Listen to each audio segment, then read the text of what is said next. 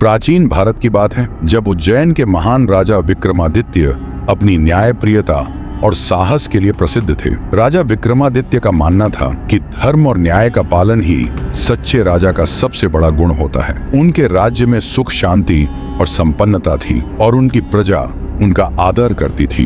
एक बार राजा विक्रमादित्य अपने दरबार में विद्वानों और मंत्रियों के साथ न्याय और धर्म पर गहन चर्चा कर रहे थे। तभी एक रहस्यमयी साधु दरबार में आया। साधु ने राजा की ओर देखा और बिना कोई भूमिका बांधे बोला, हे महाप्रतापी राजा विक्रमादित्य, मैं काल हूँ और आज आपके सामने एक कठिन परीक्षा लेकर आया हूँ। मैं देखना चाहता हूँ कि आप में कितना धैर्य और न्यायप्रियता है। राजा विक्रमादित्य ने साधु का स्वागत किया और उसकी चुनौती को स्वीकार किया। साधु ने कहा, मैं तुम्हें कुछ ऐसी परीक्षाओं में डालूंगा जिनसे तुम्हारा मन विचलित हो सकता है, परंतु तुम्हें ध्यान रखना होगा कि धैर्य ही तुम्हारी सबसे बड़ी शक्ति है। इसके बाद साधु ने दरबार से प्रस्थान किया और उसी समय से राजा विक्रमादित्य की कठिन परीक्षा शुरू हो गई। पहली परीक्षा, भयंकर सूखा। कुछ दिनों बाद विक्रमादित्य के राज्य में भयंकर सूखा पड़ा। नदियों, तालाबों और कुओं का पानी सूख गया। खेतों की फसलें बर्बाद हो गईं और राज्य में भुखमरी फैलने लगी। प्रजा का दर्द देखकर विक्रमादित्य का हृदय द्रवित हो गया। उन्होंने तुरंत ही अपने राजकोष का सारा धन प्रजा की सेवा में समर्पित कर दिया और अपने भोजन, वस्त्र और सुख सुविधाओं को त्याग कर सादगी से रहने लगे। वे दिन रात प्रजा की सेवा में लगे रहते, उनकी समस्याओं का समाधान करते और उन्हें आश्वासन देते कि यह कठिन समय भी जल्द ही बीत जाएगा। दूसरी परीक्षा, दुश्मनों का आक्रमण। विक्रमादित्य ने जैसे ही सूखे से राज्य को उबारना शुरू किया, उसी समय चारों ओर से शत्रुओं ने उनके राज्य पर आक्रमण कर दिया। सेना पर अचानक हमला हुआ और कई सैनिक घायल हो गए। विक्रमादित्य ने बिना घबराए अपने बचे हुए सैनिकों को संगठित किया और स्वयं युद्ध के मैदान में उतर गए। उनके साहस और धैर्य से प्रेरित होकर सेना ने दुश्मनों को परास्त किया। विक्रमादित्य का उद्देश्य केवल जीतना नहीं, बल्कि अपनी प्रजा की सुरक्षा करना था और उन्होंने यही करके दिखाया। परंतु साधु की परीक्षा यहीं समाप्त नहीं हुई थी। तीसरी परीक्षा, विश्वासघात। अभी दुश्मनों से मिले घाव भर भी नहीं पाए थे कि विक्रमादित्य के एक प्रिय और विश्वसनीय मंत्री ने उन्हें धोखा दिया। मंत्री ने विदेशी ताकतों के साथ मिलकर षड्यंत्र रचा और राजा को बंदी बना लिया। विक्रमादित्य को उनकी ही प्रजा और राज्य से निर्वासित कर दिया गया। अब वे बिना किसी सम्मान, धन और शक्ति के एक सामान्य व्यक्ति की तरह भटक रहे थे। विक्रमादित्य ने अपनी तकलीफों को सहा और साधु की परीक्षा का स्मरण कर धैर्य बनाए रखा।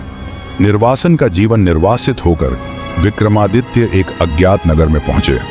वहां उन्होंने एक व्यापारी के यहाँ नौकर के रूप में काम करना शुरू किया। उन्होंने व्यापार में अपनी बुद्धिमत्ता और ईमानदारी से अपनी जगह बनाई, लेकिन वह खुद को राजा के रूप में प्रकट नहीं करना चाहते थे। साधु की परीक्षा का स्मरण करते हुए उन्होंने सामान्य जीवन जीना शुरू किया। चौथी परीक्षा, परिवार का मोह। साधु ने अपनी चौथी और सबसे कठिन परीक्षा विक्रमादित्य के सामने रखी। एक रात विक्रमादित्य के सपने में उनके परिवार के सदस्य और प्रियजन प्रकट हुए जो दुखी और कष्ट में थे। ये उनके लिए सबसे बड़ी परीक्षा थी, क्योंकि अपने प्रियजनों के दुख को सहन करना अत्यंत कठिन था। परंतु विक्रमादित्य ने धैर्य बनाए रखा और मन में साधु की परीक्षा को पूरा करने का संकल्प लिया। एक अद्भुत घटना कुछ समय बाद एक दिन व्यापारी के घर में एक अनोखी घटना घटी। विक्रमादित्य ने देखा कि एक कीमती हार खूंटी पर टंगा हुआ था, जिसे खूंटी निगलने लगी। ये दृश्य देखकर वह हैरान रह गए। व्यापारी ने यह हार विक्रमादित्य के पास न मिलने पर उन पर चोरी का आरोप लगाया और उन्हें नगर के राजा के पास ले गया। राजा ने बिना सच जाने विक्रमादित्य को दोषी ठहराया और उन्हें कड़ी सजा सुनाई। इस सजा के कारण विक्रमादित्य के हाथ पैर काटकर उन्हें जंगल में छोड़ दिया गया। अब वे अपाहिज होकर जीवन जीने को मजबूर थे। संघर्ष और पुनरुत्थान। एक तेली का व्यक्ति उनकी हालत देखकर उन पर दया करता है और उनकी देखभाल करता है। विक्रमादित्य अब कोल्हू पर काम करते हुए तेली के बैलों को हाँकते।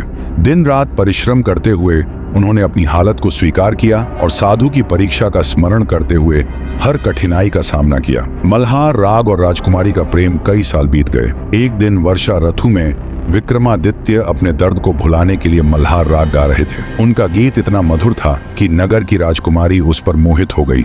उसने अपने पिता से विवाह की इच्छा प्रकट की। राजा और रानी ने राजकुमारी को समझाया, लेकिन वह अपनी जिद पर अड़ी रही। अंततः राजकुमारी की इच्छा को स्वीकार कर लिया गया और विक्रमादित्य से उसका विवाह कर दिया गया। शनिदेव का आशीर्वाद। विवाह के बाद रात में विक्रमादित्य को स्वप्न में शनिदेव ने दर्शन दिए। शनिदेव ने उनसे कहा, हे विक्रमादित्य, तुमने कठिन परीक्षाओं का सामना कर मेरी ताकत को पहचाना। तुम्हारी परीक्षा अब समाप्त होती है। शनिदेव ने प्रसन्न होकर उन्हें उनके हाथ पैर पुनः प्रदान किए और आशीर्वाद दिया कि उनका नाम सदा इतिहास में अमर रहेगा। इस प्रकार विक्रमादित्य का जीवन पुनः समृद्ध हुआ और उनकी न्यायप्रियता का यश चारों ओर फैल गया। तो दोस्तों, यह थी राजा विक्रमादित्य की अद्भुत कहानी। उनके साहस, धैर्य और न्यायप्रियता से हमें यह सीखने को मिलता है कि कठिनाइयों में भी धैर्य और धर्म का पालन करना सच्चे वीर का लक्षण है। अगर आपको ऐसी कहानियां पसंद हैं तो हमारे चैनल इंस्पायर्ड चेगा को सब्सक्राइब करें, लाइक करें और शेयर करें।